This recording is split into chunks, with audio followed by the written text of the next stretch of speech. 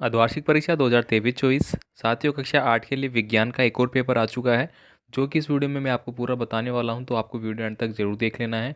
और जो भी पेपर दोस्तों आपको बताए जा रहे हैं उनको आप अच्छे से पढ़ लेना। 100% उन्हीं में से आपका पूरा पेपर है वो बन जाएगा, एक भी बार नहीं जाएगा। ठीक है, तो यहाँ पे चलिए अपन मैं स्टार्ट करता हूँ और सभी पर्सन जो आपके एग्ज़ाम के लिए तैयार किए जा रहे हैं वो मैं बता देता हूँ।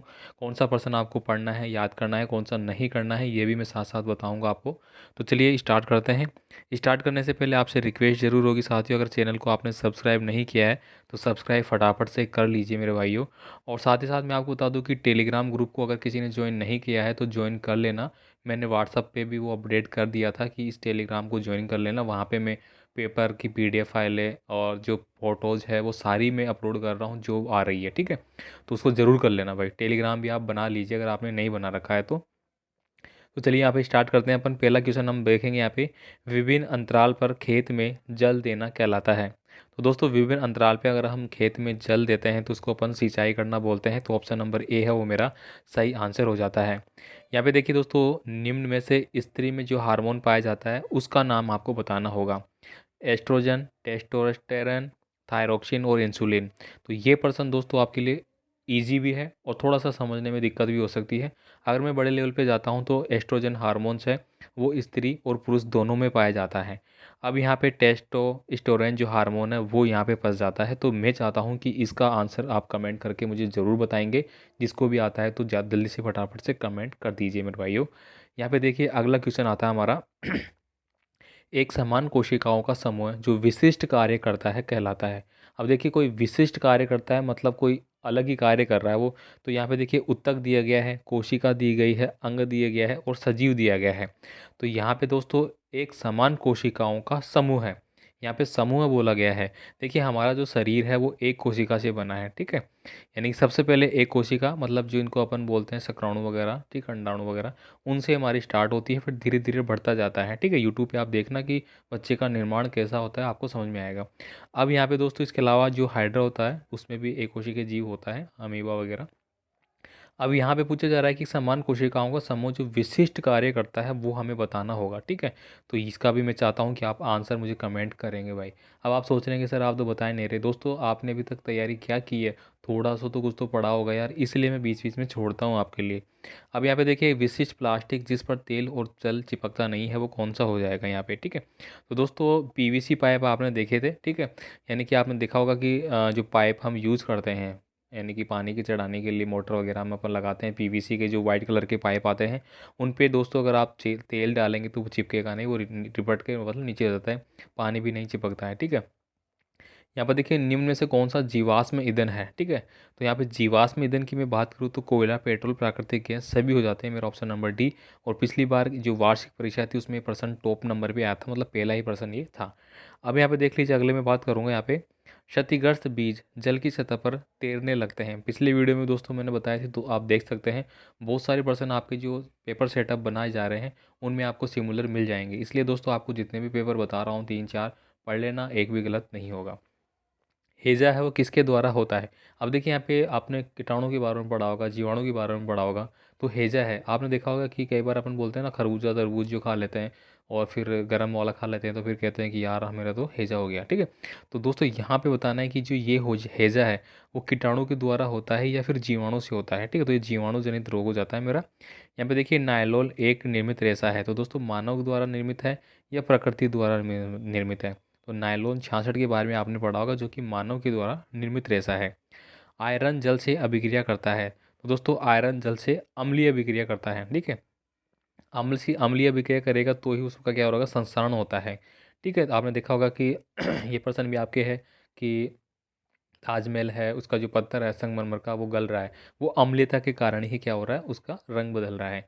और आपने देखा होगा कि कोई भी गाड़ी है खड़ी है मेरी, ठीक है, अब बरसात में चल रही है और धीरे धीरे क्या होगी, बरसात से पानी लगेगा, पानी लगेगा तो उसमें धीरे धीरे जंग लगना शुरू हो जाएगी। तो जंग लगती है हमारी अम्लता के कारण। ठीक है, अब यहाँ पे देखिए जो वृक्षण है वो जननांग पाए जाते हैं, तो वो नर में पाए जाते हैं। ठीक है, किस में, नर में।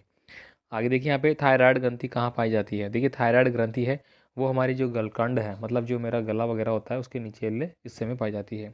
एक कोशिका से बने 2 जीवों के नाम आपको लिखना है। देखिए अभी हम बात करी तो एक आप अमीबा लिख सकते हैं और एक आप हाइड्रा भी लिख सकते हैं। बाकी आपको और भी कोई याद है तो आप लिख देना। और दोस्तों कोई पर्सन गलत हो जाता है तो आप उसको कमेंट कर देना भाई, ठीक है, दिल से मत लेना। अब यहाँ पे देखिए अगला है, अभ्यारण्य से क्या आशय है। दोस्तों आपको जीव जंतु जनन कैसे करते हैं और जीवों का बारे में जो पार्ट है आपका, जिसमें कि हम रेड डाटा वाले पढ़ते हैं, ठीक है, वन्य जीव अभ्यारण्यों के बारे में पढ़ते हैं, उससे लिया गया है ये प्रश्न। अभ्यारण्य से किस आशय आपको बताना है कि जो अभ्यारण्य है वो क्या होते हैं। ज्वलनशील पदार्थ से क्या आशय है, देखिए ये आपको बताना है ज्वलनशील पदार्थ कौन से होते हैं, ठीक है। आप इसको आप छोड़ देना ये वाला प्रश्न। यहाँ पे देखिए किस अवस्था में व्यक्तियों के चेहरे पर और फुंसिया और मुहासे क्यों हो जाते हैं। तो ये एक देखिए जनरल क्वेश्चन है, ठीक है। आप इसका आंसर अपने अकॉर्डिंग देंगे तो थोड़ा बेस्ट रहेगा। कुछ पौधे अन्य पौधों की तुलना में ज़्यादा अच्छी तरह क्यों उगते हैं। आपने खरपतवार पढ़ा होगा, खरपतवार, ठीक है। तो ये उन्हीं का एग्जाम्पल है, ठीक है। अब यहाँ पे देखिए शिशु एवं बच्चों को टीका क्यों लगाया जाता है। तो उनको जो आप उनकी यानी कि जो रोग प्रतिरोधक क्षमता है वो बढ़ाने के लिए लगाया जाता है, बता सकते हैं। साथ ही साथ जो इस प्रकार के जो रोग हैं जिनसे उनको बचाने के लिए जैसे कि आप बात करें कि पोलियो का है वो पिलाई जाती है दवाई वगैरह, ठीक है। विटामिन्स की कमी ना हो उसमें टीके लगाए जाते हैं, ठीक है। तो ये बहुत सारी चीज़ें हैं, टीबी के लिए टीका लगाया जाता है, इस प्रकार के।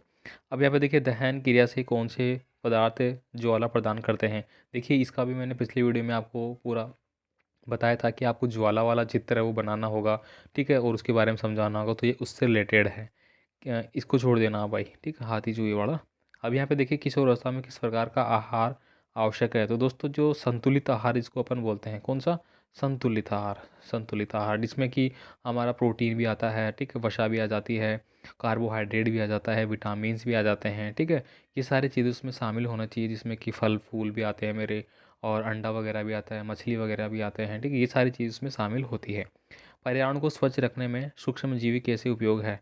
अब देखिए सूक्ष्मजीवी वाला एक छोटा प्रश्न भी बनता है कि हम सूक्ष्मजीवी को आंखों से क्यों नहीं देख पाते। पिछली वीडियो में हम डिस्कस किया था पेपर में, उनको हम एक विशेष जो यंत्र होता है मेरा, ठीक है, सूक्ष्मदर्शी, उसकी सहायता से देख पाते हैं।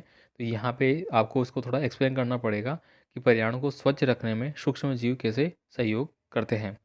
एलपीजी को एक अच्छा ईंधन, यानी कि एलपीजी हो गया आपका, ठीक है, और एक होता है आपका सीएनजी। इसके बारे में मैंने लास्ट वीडियो में पढ़ा था। तो यहाँ पे पूछा जा रहा है कि ईंधन समझ सब यानी कि इसका जो विस्तार है अच्छा ईंधन के रूप में इसको क्यों समझा जाता है, इसके बारे में लिखना होगा। तो ये आसानी से आपको मतलब जो अपने सिलेंडर वगैरह होते हैं वहाँ पे यूज़ कर पाते हैं, और काफ़ी समय तक चल जाता है। कैरी करना थोड़ा हार्ड होता है वैसे तो, बाकी आपको अपने हिसाब से लिखना होगा। कोशिका की खोज किस प्रकार से हुई समझाना होगा। भाग परियोजना क्या है उसके बारे में आपको बताना होगा। तो यहाँ पे दोस्तों कुछ इंपॉर्टेंट पर्सन और जो आपके लिए तैयार हुए थे मैं बता दिए। जो नहीं पढ़ना है मैं आपको बता देता हूँ, आप इसको अगर नहीं भी पढ़ेंगे भाग परियोजना वाला तो चल जाएगा आपका काम। ये वाला आप नहीं पढ़ेंगे तो कोई दिक्कत नहीं है, मत पढ़ना इसको। एलपीजी वाला आप पढ़ लेना, किशोर अवस्था वाला आप पढ़ लेना, ठीक है। यहाँ पे देखिए ये है दहन वाला, पढ़ लेना आप। और ये अन्य जो खरपतवार वाला है वो आप पढ़ लेना। इसके बाद देखिए ज्वलनशील पदार्थ पढ़ लेना, एक कोशिका का पढ़ लेना, थायराइड ग्रंथि का पढ़ लेना। बाकी जो मैं नहीं बता रहा वो मत पढ़ना, मैं गारंटी से कहता हूँ वो नहीं आएंगे भाई। इतना तो देखो, आप पता है कि लगातार आपको पढ़ा रहे हैं यूट्यूब पे, तो गाइड कर रहे हैं आपको। यहाँ पे देखिए ये आपका आ सकता है, इसके बाद ये वाला जो पर्सन है ये आपका आ सकता है, और ये वाला, ठीक है, बाकी आप मत पढ़ना भाई। इसके बाद देखिए ये आप पढ़ लेना, याद कर लेना। इसके बाद देखिए यहाँ पे है ये वाला, आप याद कर लेना, पहला याद कर लेना, दूसरा याद कर लेना, ये आपके लिए इंपॉर्टेंट हो गए। तो यहाँ से जो भी पर्सन थे मैंने सारे बता भी दिए, डिस्क्राइब कर दिए। बाकी क्या पढ़ना है क्या नहीं पढ़ना ये भी बता दिया। तो ये इस प्रकार से आप पढ़ते रहिए भाई, हाँ ठीक है, आपको पूरी हेल्प करते रहेंगे। और आपका कमेंट तो आप कमेंट लगातार कर ही रहे हैं, बाकी आपको चीज़ें जैसे जैसे आ रही है वो मैं देता रहूँगा। धन्यवाद।